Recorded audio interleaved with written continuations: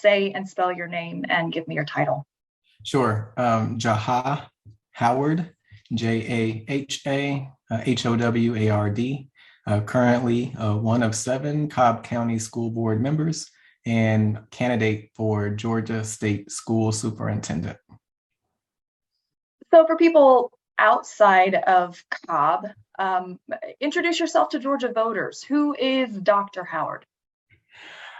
Who is Dr. Howard? Well, I'm a dad. I'm a husband of almost 15 years. I'm a deacon at my church. I'm a pediatric dentist and business owner of over 11 years. I'm a community member. I'm somebody that loves God and loves people, and I try to work on doing that in real life. Have an approach to things in a sense of just trying to keep up with excellence and compassion. So that's how I approach work. That's how I approach engaging the public. That's how I approach things. And so here is an opportunity for us to just love on people through action and through work. It's something that we've been doing in different capacities.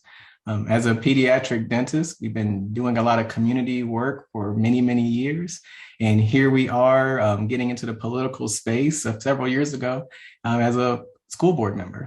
And when we see a need, we try to do something about it, want to be a part of the solution. And so there's a need for different kind of leadership in this day and age that we're living in. And that's why I'm running for Georgia State Superintendent. What would you say you've done in your role as Cobb school board member that would make you the strongest candidate to be state superintendent?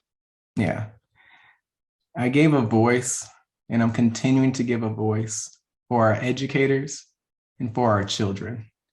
For too long, there's a big gap between what's happening on the classroom level and what's happening with policymakers, or in our case, board members. There's a disconnect. And so I think we've done a tremendous job helping the public know what's really going on and how each individual has a voice, has power to be a part of the process. With that comes some conflict. And conflict is a good thing if we're moving forward to a better relationship. And with public education, our schools belong to the public. And so here we are.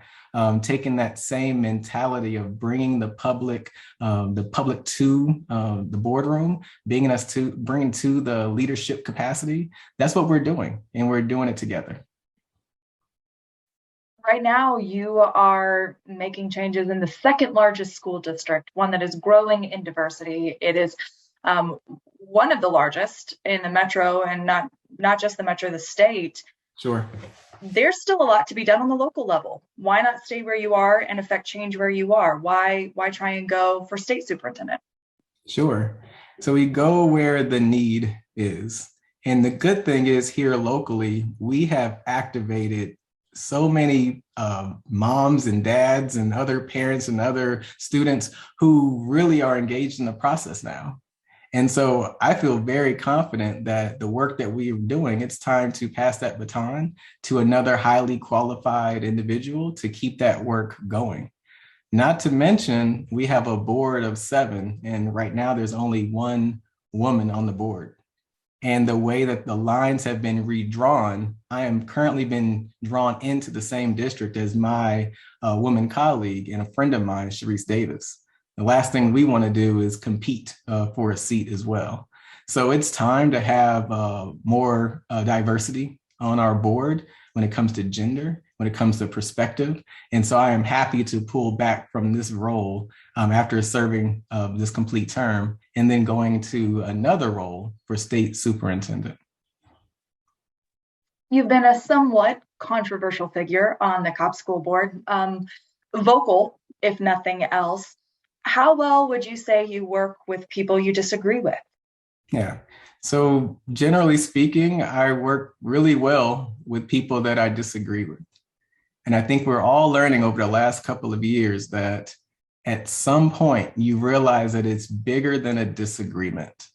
There are some power structures at play, and it's not about logic. It's not about talking through complicated issues.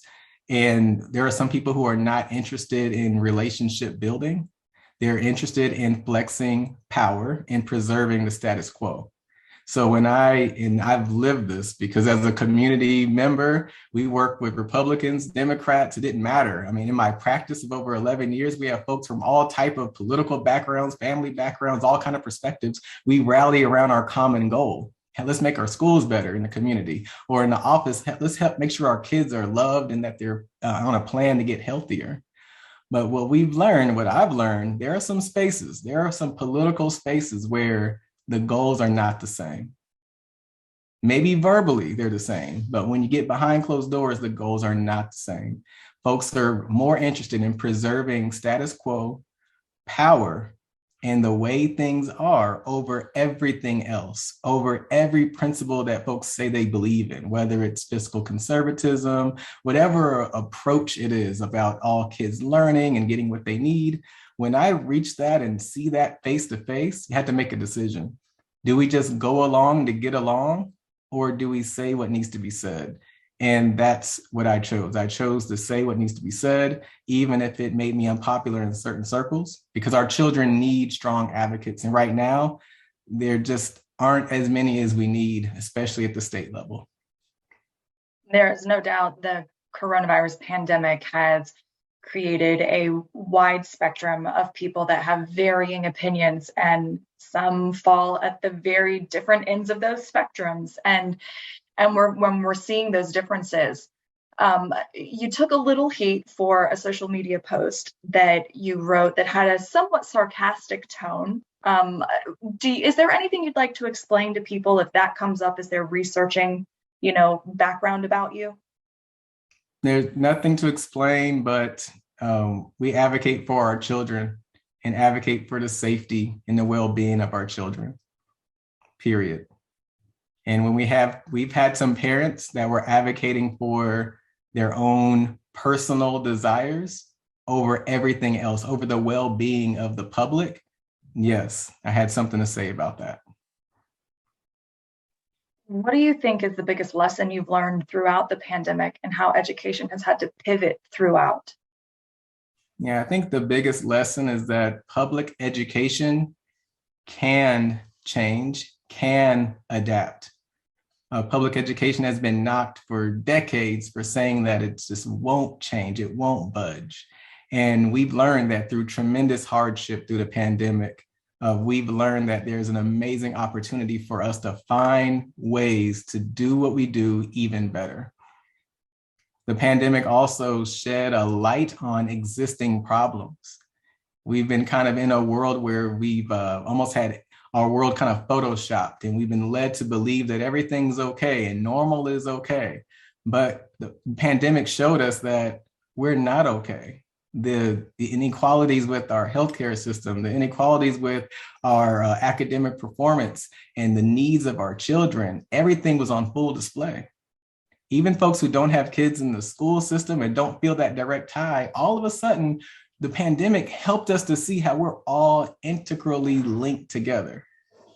We're linked together. How it affects one school affects another. And so I think here's an opportunity for us to say, hey, we can actually emerge from this even stronger. Will it be a challenge? Absolutely. Nothing, no relationship worth its salt. You got to go through some challenges to achieve your goal. And here we have a relationship problem here, but it's been revealed. Now we have to choose what to do about it. And I'm choosing to be a part of the solution. But just like in my practice, you can't fix a problem if you don't properly diagnose it. And so, yes, you've seen a version of me that says, hey, I see that we need to actually be honest about what the problems are. Hard truth requires hard work. And I realize that a lot of us haven't wanted to hear the hard truth. But I'm here to not only expose what some of the hard truth is, but also be a part of the solution. And that's why I'm running for office.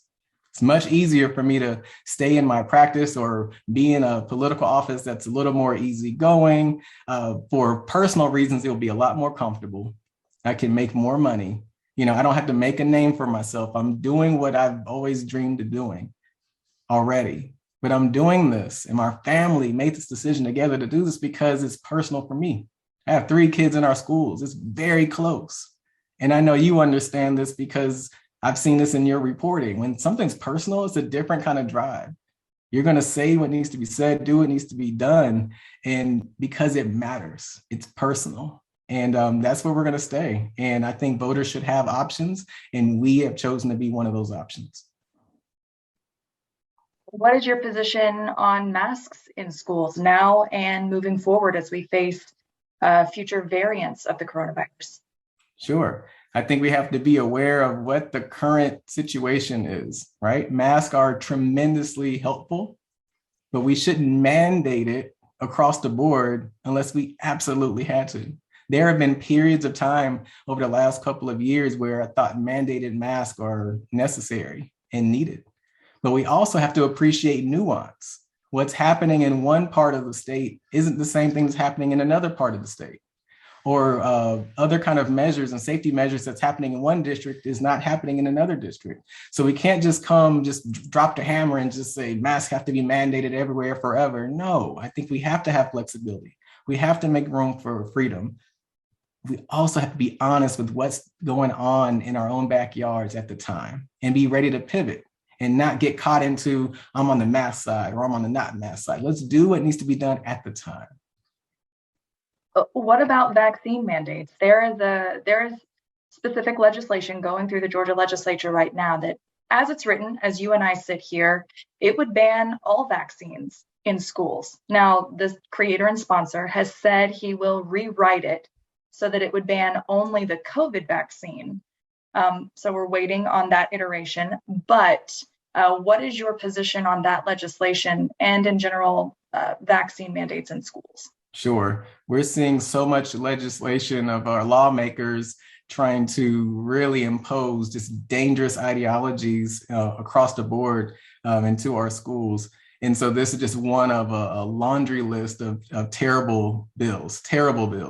And there's another one that just passed the Senate House a few days ago that's trying to prevent our families from, or our children from learning about history if somebody feels uncomfortable. I mean, it's a mess. But getting back to the direct question, I think banning mandates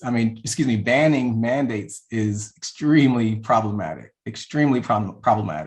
And when it comes to a COVID vaccine, I think we should highly encourage, not just with our words, but with our actions, for children to have vaccines if parents want. These are our children. I think it's foolish at this stage of the game to mandate it for all students across the board. I think that's foolish. I think that's overreach. But I think that we should strongly recommend it. We should make sure our schools are used as test sites and vaccine sites. I think we should make it easy and for folks to be a part of that solution. But let's also be honest with what we know right now. Vaccines are a part of the solution, but they're not the solution. So let's take a comprehensive approach. Let's make sure testing is readily available. I know recently we've seen some improvement from the federal government, but across the board in the state of Georgia, our leaders have not done very well making sure that testing is happening. Let's make sure that there are vaccine sites. Let's sure we take a comprehensive approach to make sure our children are well, but also leaving room for nuance and flexibility, not just with our words, but also with our actions.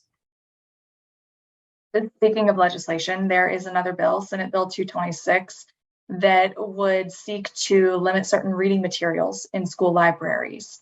What is your position on that legislation? Yeah, foolish legislation. And it's so unfortunate because we have a coordinated effort from some lawmakers to try to ban books. But we don't have that same energy to make sure that our children are reading on grade level.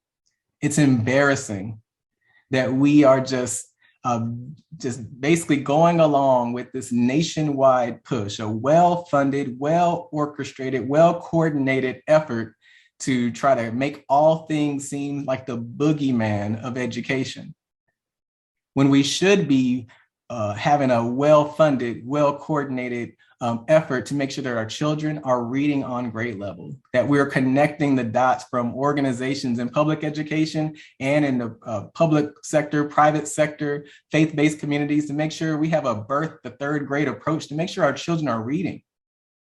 But instead of that, we are consuming so much time and energy listening to lawmakers try to win an election. And it's unfortunate. And so, yes, I think it's foolish. And again, the state of Georgia, we're supposed to be about wisdom, justice, and moderation. Where's the wisdom in banning books? Where's the justice? Where's the moderation? We have a lot of work to do. Let's focus on making sure that our children are well, making sure that our children are learning, making sure that our children are thinking critically, and that are ready to be productive citizens in our society. Supporters of the legislation would probably argue that it's not banning books, it's making sure that the appropriate material is available to kids based on their age and grade level, and would argue that it's about making sure they can't get their hands on obscene material. How would you respond to that argument? I would say trust your educators. We have lawmakers who are not trusting our educators to do what they have been trained, what they've given their life to doing. We need to trust our educators as a profession. Can you imagine? I'm a pediatric dentist. Can you imagine a lawmaker saying, you know what? We think some of the materials kind of obscene or just inappropriate. I'm going to make a law that says you can't say the word cavity. I want you to, instead of saying cavity because it's making people feel uncomfortable and it's causing distress to some children, we're now going to have a law saying you got to use the word, breakdown of hard tooth structure instead of cavity. That's the kind of thing, that's how crazy it is for these lawmakers to try to tell our educators what to do. Can we just make sure that they have what they need? Can we stop giving them unfunded mandates? Can we stop checking boxes as if we are doing a great job with funding education because we finally fully funded education, but then forget to tell people that we're using a model and a formula that's from the 1980s? Let's keep the main thing the main thing. And we've been spending a lot of major time on minor things. This is arguably one of the more controversial times in education, really surrounding educational content in schools. One of the hot topics right now is critical race theory. It's lighting up school boards and, across the nation, including here in the metro. What is your position on critical race theory? Should it be taught in schools? And is there a grade level at which it's appropriate? Yeah, I think it's important to properly define a thing first and acknowledge that critical race theory is used in highly academic postgraduate course curriculum, not in K through 12 curriculum. I think it's important to just define a thing properly first. Because what we've seen, again, is a well-funded, well-organized, nationwide approach to redefining critical race theory to be the catch-all of all things scary in social circles. And all that does is hurts our children. I've talked to numerous educators who don't even know if it's okay to talk deeply about race and history, past, present, and future, because they're afraid of it potentially being against the law and it being used against them when they're trying to reach their professional goals. Our teachers not being trusted. So the whole idea, the whole conversation is so ridiculous. But here's what we need to do. We need to make sure that we're teaching history and allowing our educators to drive the car. Teaching a full history that's age appropriate and allow our teachers to drive the car. And just to connect some dots to make it very practical as people are watching this, based on what I'm gathering, there's some lawmakers and a lot of lawmakers, the majority of lawmakers, who are basically saying it's okay to talk about Brown versus Board of Education 1954 Supreme Court decision, where segregation is now deemed illegal. But it's not okay to point out the fact that it took 11 years for, say, Cobb County schools to start to integrate their school system. And it took decades after that to make sure you had a first Black principal. Oh, and what about the fact that we currently have a high school and I think an elementary school that's named after a Confederate general? So now bringing those things up are deemed divisive. So that's where this legislation is so problematic. It's keeping educators from having very real conversations. It's stunting the growth, the intellectual growth of our students who want to go deeper than just a fact and a date, and actually go down the journey of understanding how history and legacy, the good and the bad, affects us even today. But instead of doing that, we're creating laws, unfortunately, and that has the support of our governor and our superintendent and our state board of education of saying, yes, let's go along with that. That is disgusting. Disgusting. How would you face a political fight or controversy like this if you were the superintendent and you were the odd voice out? Yeah. I'm not afraid of being the odd voice out, because if I'm the odd voice, it's because I'm the odd voice in political circles.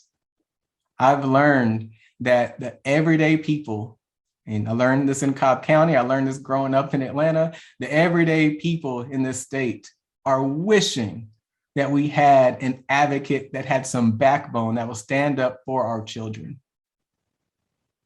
Not just in cozy in political bed with whoever the governor is at the time. So wherever the governor goes, the superintendent goes along with it. No, folks don't want that. Folks want somebody that says, our children, that's my special interest. That's my special interest. Not my next step, not my whatever, not who likes me, none of that. What's best for our kids, period. And not just some of our kids. All of our kids, what's best for our children in Georgia. That's my special interest. This is why when we're raising money or any group that wants to support me, they know, like, look, it's no strings attached here. We're going to do what's best for our children, period. Don't come with some kind of special thing where you're going to try to pull me left and pull me right, all of that. This is not about left or right. Sometimes the best ideas don't belong to one party. If my Republican friend has an idea and it seems like it's the best idea and it's going to benefit our children the most, then we need to go with that. If my Democratic friend has an idea and it's the best for children, that's what we're going to go with. And that's what I learned community organizing in the Smyrna area. We didn't care if you were Republican or Democrat. We said, look, we want our high school and its feeder schools to be strong. We want to make sure we coordinate efforts, and that's what we did. It was when I got on the school board and learned how power structures are working and rules being made to silence my voice and my colleagues' voice so that we can't even get things on the agenda that have to do with the safety of all of our children. That's when I learned how power works for real behind closed doors. And I brought the entire community along to see.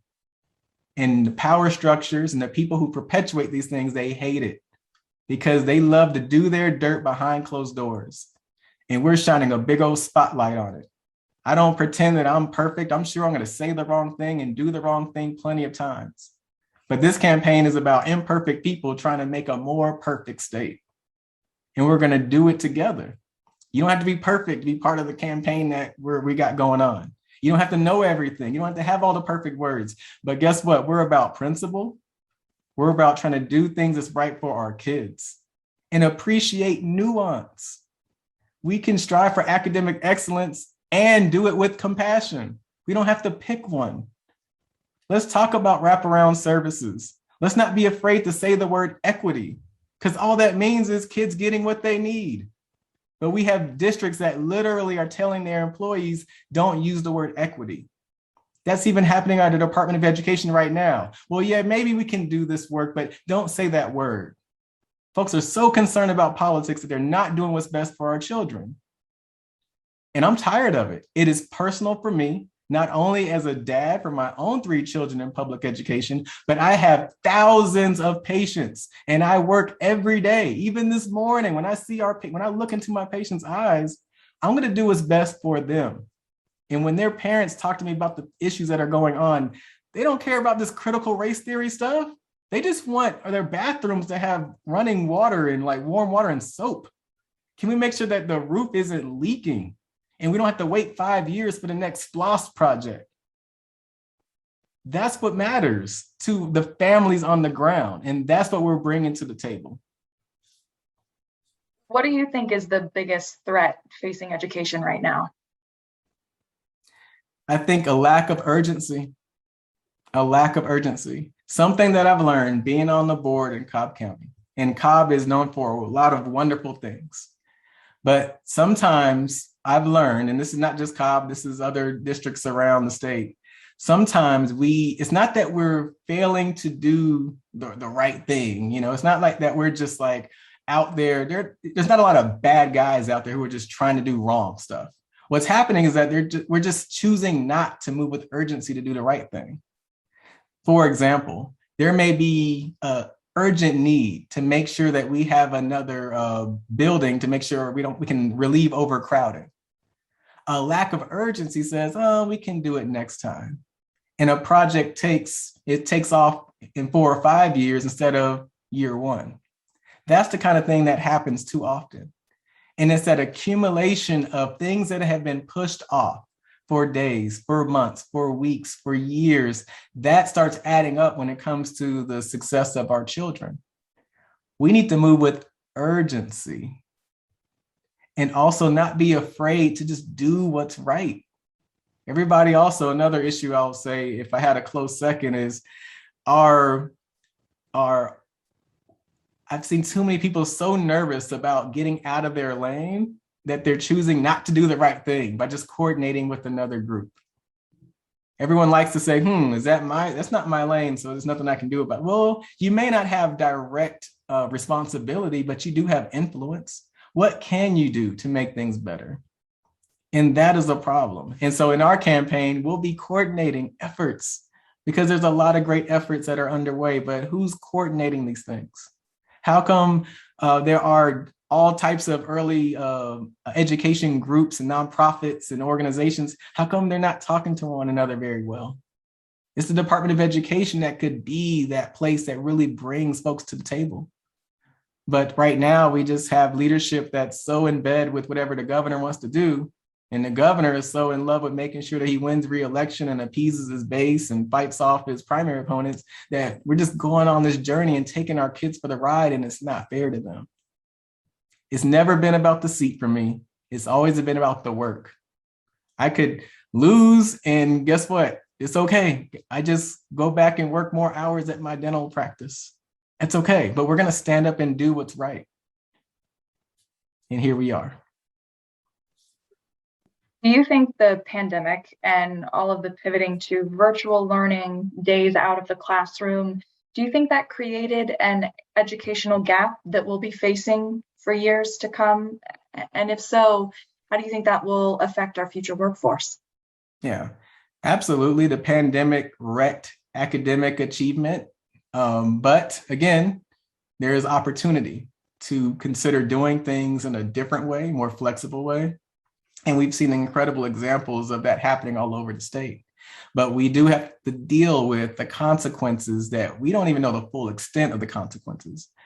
And it's interesting, as a metaphor, we see that even in dentistry. I mean, the gap between kids getting their regular care, we're now seeing just how the situation has gotten so severe for so many of our kids. And that's just in the dental world. It's happening with my physician friends. Our pediatricians are seeing the same thing. So it's not just education. It's like every aspect of life where there was maybe a lack of attention because we were focusing on other things. Now we're going to have to start dealing with the consequences. And yes, and I'm so glad that we have had such an influx of federal money come in to start having the money to deal with the gap. But it's not just about the money. We also have to have that sense of urgency. We also have to have the will and the manpower to make that happen. But one thing that I do want to say here about where our challenges are, the way that our lawmakers have treated the profession of public education has been so despicable that we are going to have to deal with a pipeline problem for a long time. We were already struggling to make sure that we have enough high quality teachers. We're already struggling to make sure we have enough bus drivers and social workers and counselors and all of that. But we are doing, the way that we're treating the profession and not trusting our educators is doing a lot of damage. And as state superintendent, we will build that pipeline up intentionally with urgency and make sure that we have our high quality educators coming from the state of Georgia, coming back into the classroom. So we're going to do it, and we're going to do it together, not just with one silver bullet, because that never works, but with the comprehensive strategy. And we're going to do it together. Well, let's expand on that, because the pandemic created burnout in a lot of fields, but particularly the education and healthcare, of course. But education is what we're focusing on. Teachers are burned out, administrators are burned out, even the kids, the students are exhausted.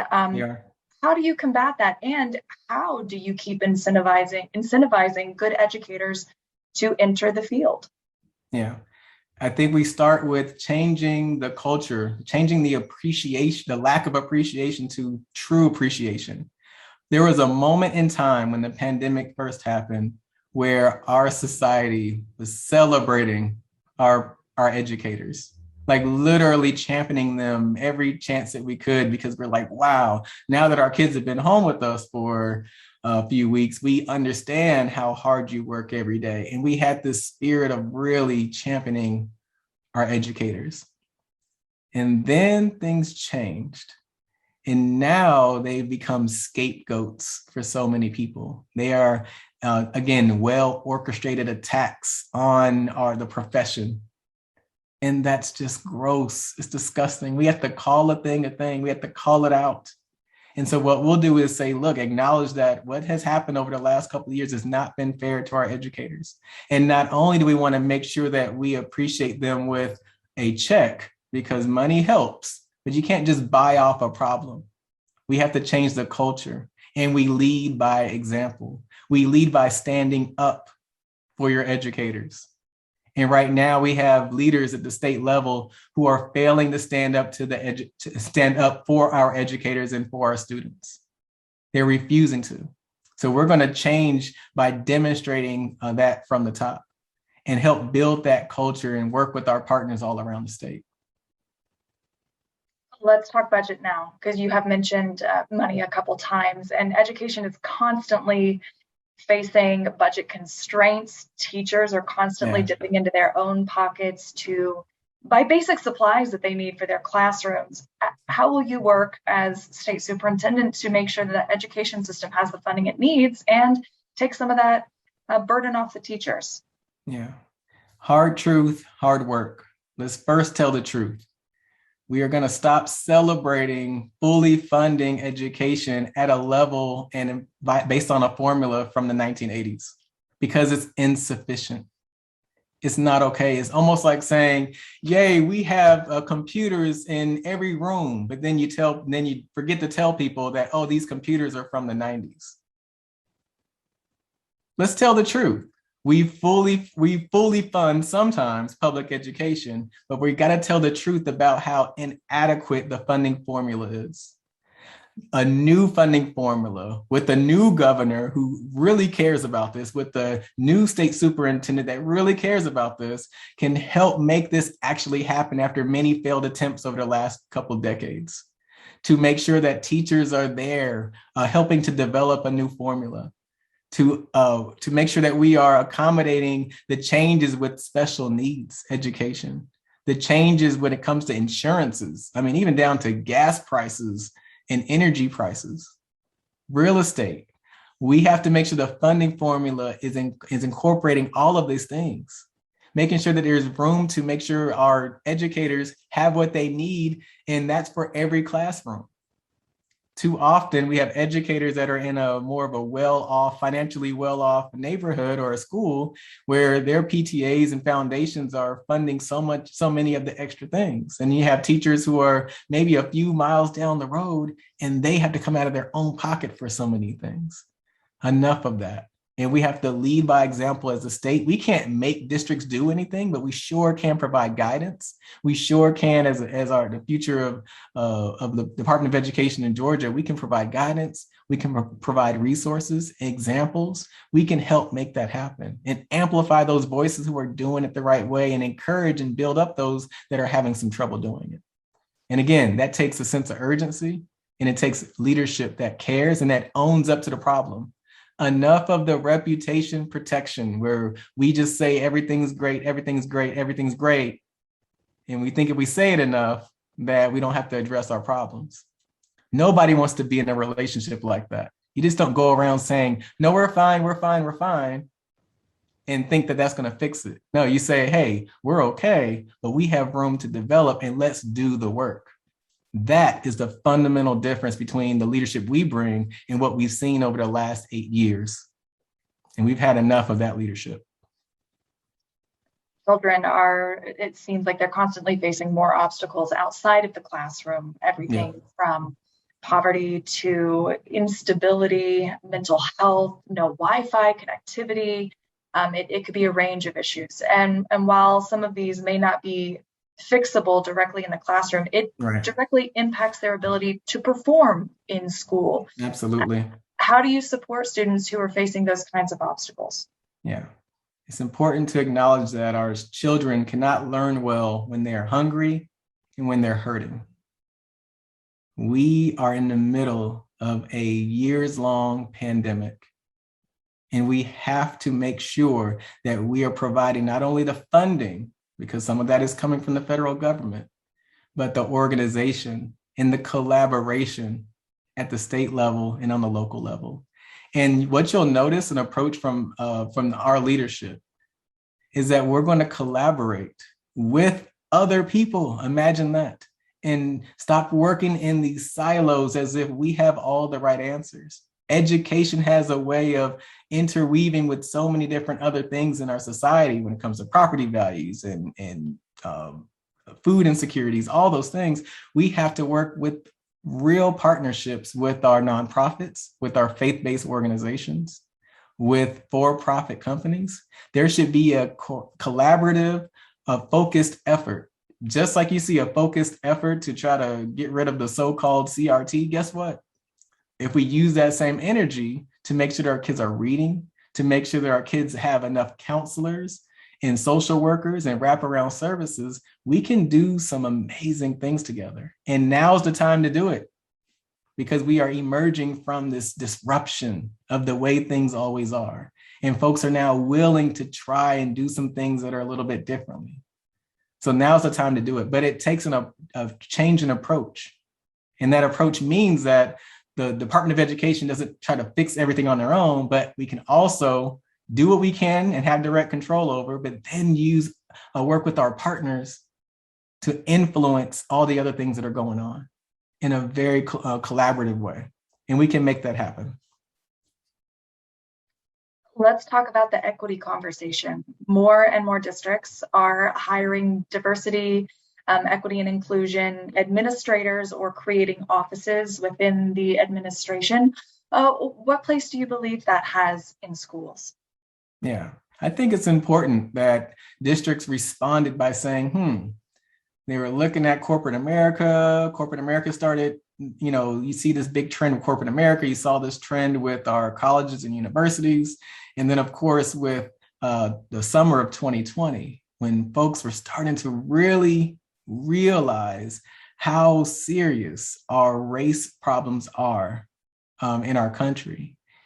You saw this effort to say, we need to do a better job with diversity, equity, and inclusion. But then with good things, you also have a backlash from people who felt their power being compromised. And you saw this intense backlash coming from the Trump administration. And now you have these same characteristics coming from all of these legislators and all these bills that are coming out. All of this is a backlash to the forward progress of our country and our state wanting to do better with diversity, equity, and inclusion. So again, calling a thing. Let's tell the truth about the backlash. Let's also tell the truth if there have been some people in the diversity, equity, and inclusion space who may not have been very good at their job. There are some instances of that. And we should say, you're not doing a very good job, and make sure that that doesn't happen anymore. But the concept of having a leader help districts move forward in a better direction is a great thing. But we want to make sure that the quality of leadership is there and make sure that the training is appropriate.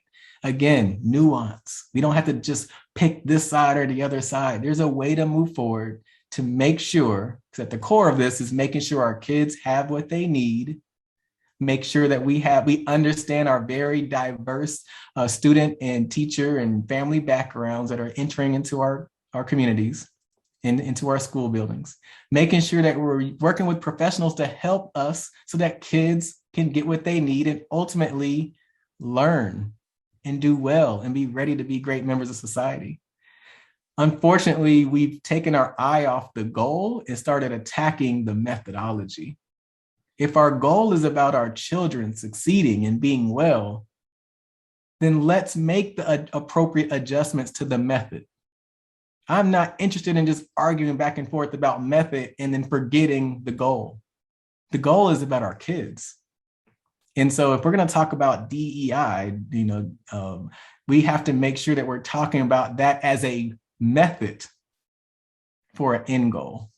So if we can agree on an end goal, guess what? Let's work together and make it happen. Let's talk about violence in schools. It has cropped up several times across the metro. Different districts are. And I sat down with the DA of Fulton County a couple of weeks ago, who mentioned that even gang violence can be traced back to certain fights and beefs cropping up in schools. That, in a direct quote from her, it's stealing our children, because most of the gang crime she's seeing is between juveniles, the ages between 13 and 25, definitely school-age children. How do you combat that issue? Yeah. And the approach is similar to what I mentioned. We focus on excellence and compassion. So how do we achieve excellence? How do we make sure our kids are safe and they're doing well in school? We have to be honest with what we're seeing. Too many people are enamored by the emotional explosions of fights, but not taking the time to dig into why are our kids fighting, maybe more than they were in the past. And guess what? Are we listening to our educators? Are we listening to our social workers? Are we listening to our counselors? Well, I do. And they're telling me that our kids have had such disrupted lives over the last couple of years. They've been so not in the situation where things are, they get their skills to work together with one another, that we have more kids getting into these crowded spaces after being at home off and on for years. And now you see this explosion. Also, our obsession with testing leaves a lot less room to talk about the social, emotional supports for our children. It's all connected. We have to do a couple of things. Not only do we have to, of course, address the emotional explosions of fights, but let's get to the root of the problem. Let's figure out what are the conditions that are going on that's leading to these fights. And if we're not having a conversation holistically, comprehensively, then we are doing a disservice to our children. If we just say the word gang violence and get everybody all off and running over to this extreme about, oh, we got to do this, we got to do that. We have to think, why is there gang violence? Why are there gangs? Let's ask those questions. And there are people who know what they're talking about. They know a lot of the answers. But can we coordinate our efforts as people who love kids and love families to make sure we try to get ahead of it so we don't have gang violence in our schools? And then I want to connect these dots here. We have the same lawmakers who are saying, oh my goodness, these kids are violent, they're doing this and doing that. And in the same breath, they want to take away social, emotional support for our children. Make that make sense for me, because I don't understand that logic. And it's a very similar logic that people just want to be tough on crime, but not want to talk about conditions and not want to talk about poverty, not want to talk about all kind of issues that are related. If we're going to talk about a thing, talk about it. If we're going to talk about fights, let's talk about the conditions that are leading to the fights. And that's the approach that we bring to the table. And during the last couple of months, when we've really been listening intensely with educators and social workers and students from outside of my own personal network, I'm hearing that consistent thing. Folks don't want to take the time, do the hard work to have a comprehensive plan, comprehensively go after some of the root problems. Because guess what? It's harder. It takes longer to see results. And too many lawmakers want a quick fix. They want to just check a box and say, look what I did. I wrote a bill saying blah, blah, blah, blah, blah for violence. And then they pat themselves on the back and then they move on. That's not helping our kids. We're so in this testing culture that we're colliding with as well. We're so busy spending almost the equivalent. I've seen a study, almost the equivalent of a month of school, either testing, getting ready for a test, or something dealing with the test. But what about our kids? Like, how are they doing? How are they learning? Not just bubbling an answer. So let's make sure we are talking about conditions. And we can walk into a lot of school buildings around the state right now, and anybody in their right mind will walk in there and look around and say, wow, this is not the condition for a healthy environment for quality education. What can we do about it? And there's a lot that we can do, but we have to do it together, not just as one person trying to save the day, because that doesn't exist, but as a community, we save ourselves and work together through policy and through action. Teachers in Georgia can carry guns in the classroom if the local school board authorizes that. Do you agree with that policy or not? I don't agree with the policy. I have not seen an argument that makes sense to me. Again, this is, I believe, another gross distraction from the things that matter most. We have lawmakers that are so excited to make sure that the NRA crowd likes them, that they're going to do anything and everything that they can do to make sure that their camp likes them, that they're not thinking about what's best for our children and for our educators. It bothers me and it boggles my mind. But again, this is what I'm doing about it. I get frustrated with some of the things that I see, and instead of just being frustrated and going along with my day, I use that frustration as fuel to do something about it. And this is what we're doing about it. Bringing an election campaign to the table that's literally listening to folks all over the state and trying to have a common sense, comprehensive approach. Tell the hard truth, do the hard work, do it with nuance, focus on excellence and compassion at the same time. You've already addressed this a little bit, but testing in Georgia has become a bigger conversation. What role should it play? How much emphasis should it have on whether students go to the next grade or not? How important do you think testing is in Georgia? What do you think of the state of testing now, and should any changes be made? Yeah, testing is a tool. It's a measurement. But unfortunately, over the last couple of decades, and part of this is from the federal government, both sides of the aisle, has created this obsession with testing and then tied so much federal and state money to it.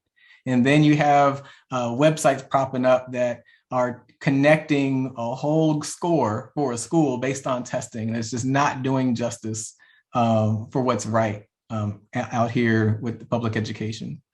So I believe that we should test our children, but it's one tool. It's one thing. It's not the thing. It's the equivalent of having a scale in your home. It makes very little sense to just keep jumping on the scale multiple times a day and forget to actually exercise and watch what you eat and live a healthy lifestyle. The focus should be, using this metaphor, on eating well and having a healthy lifestyle, trying to exercise. And then you step on the scale periodically to see how you're going with that particular measurement, knowing that it still doesn't tell you everything. because you can weigh what you want to weigh and still be physically unhealthy. That metaphor is just is relevant to public education. We are obsessed with testing. We are obsessed with testing, but we have to remember we have to treat it like a scale. It tells us something, but it sure doesn't tell us everything. We want our children to be high achievers and reach goals, but we also want them to be well. We don't need them just mentally all over the place and just trying to reach this number because they feel like if I don't get this number, then everything just goes away and my future is ruined. That's on one extreme. And then the other extreme, we have people who think that testing is so irrelevant that we should never test. We have to get out of this binary thinking of it's one extreme or the other. The truth is that tests are relevant, but you can over-test, and we've been over-testing, and we have to do a better job. And then and some credit goes to the current superintendent. There's been some decrease in testing. That's good. But let's continue looking at what is unnecessary, what are duplicates, what are just overlapping, and are the tests helping our students, or are they just giving us an idea of what's going on with that particular teacher or a school? Too often, we're not getting real-time data back where we can actually help the student that took the test. So let's make sure if we're going to assess our students, that we're doing it in a way where they can get feedback quickly and so that they can actually learn. Because again, at the end of the day, it's supposed to be about student achievement. So let's be more flexible, let's be more creative, and using testing as a tool, not as the tool, not the end all be all, but a tool. Before you can get to the general election, you have to go through the primary. And as it stands right now, it would be you and Everton Blair in the Democratic primary. You have some similar principles and ideologies. If you're trying to explain to Georgia voters, why vote for you instead of Everton Blair? Yeah, I think I've been very clear about my approach. We agree on a lot of policy. I consider him a political friend of mine, so I have nothing but good things to say about him. But voters have to make a decision, and my job is to let you know about our approach.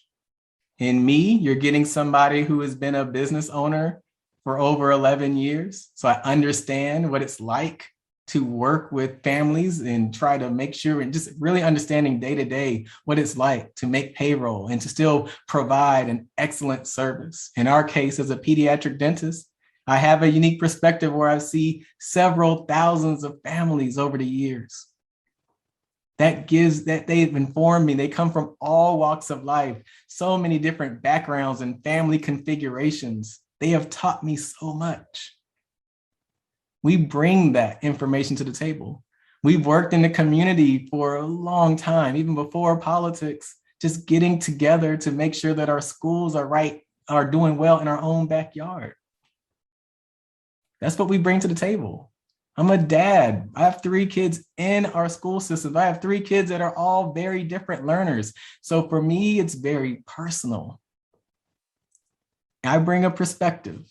And I think that anybody out there who's interested in public office should bring their perspective to the table and allow the voters to make a choice. So I love the fact that voters have a choice. And I have nothing but respect for my primary opponent. If you make it through the primary, then you would be facing either the incumbent, Richard Woods, or John Barge, who is a former state superintendent. What would you say to people who would argue, hey, thank you for your service, you've done a great job at school board, but you know what, it's really just been your first term, stay there a little while longer, get a little bit more experience, these guys have done it before? Sure, and I would say, look at the facts of how they've done it. If you look back over the last 20 years, how are our kids doing? Are our kids reading well? Have you seen this tremendous upward trajectory of our kids reading well, doing well? You can't really see that. A vote for them would be a vote for just back to some kind of old days in a world that has changed right before their eyes. It's time for something new, different, innovative, and the approach is different. Not where we have these lawmakers and leaders that are so separate from everyday people. And that's what we bring to the table. Someone that has literally our kids as their only special interest. And you don't have that. And you haven't had that for a very, very long time. So for me, the distinguishing factors are very simple. And then voters can go in and will respect the decision of the voters at the end of the day. Dr. Howard, I really appreciate your time. Is there any other topic that we haven't addressed that you think is important that you address or that we talk about before I let you go? I just want to reiterate that right now, bills are being passed through committees that are criminalizing educators for teaching history that may make someone feel uncomfortable. Our teachers, our schools are being criminalized, being deemed lawbreakers for teaching things that are considered divisive concepts. It's disgusting because I've been in a situation as a board member where during board member comments, board members make comments about all kinds of things. I brought up a comment about how a lot of our immigrant families are affected by the ICE raids over the years and how that affects parent engagement and participation in some of our schools. The next thing I know, it was deemed a divisive topic and board member comments were completely cut from our county school board meetings. I am living what it's like to be censored when rules are changed where now it's almost impossible for me and a couple of my colleagues to bring anything to the table as an agenda item because we've been censored the best we could. We've been censored by our own colleagues. And this same methodology, the same behavior that I've experienced real time, I'm watching it happen to educators all over the state. We're not going to sit back and just let it happen. We're going to do something about it. And that's one reason that I'm running for state superintendent. I'm somebody that brings a backbone to the table. No strings attached. You're not going to muscle me with all this political pressure. I don't have aspirations that say, oh, if you do this, I'll make sure you don't do that. I don't play those games. I don't have time for it, and neither do you. So let's do what's right for all of our kids. Let's teach them the truth, and let's help them to think critically through difficult things so that they can be better citizens in the future and help this society because we are all in a place where we need that help.